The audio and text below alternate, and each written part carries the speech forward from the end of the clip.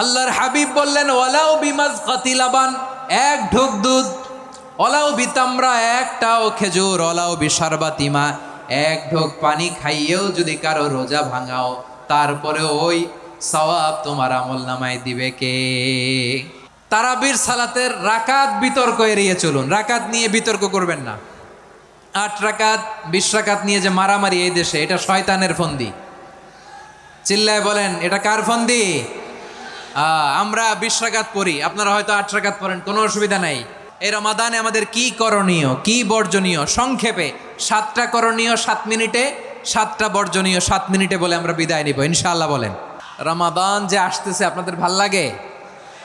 রমাদান নাম শুনলেই মুমিন হৃদয়ে বয়ে যায় প্রশান্তির ফল্গু ধারা, ঠিক কিনা?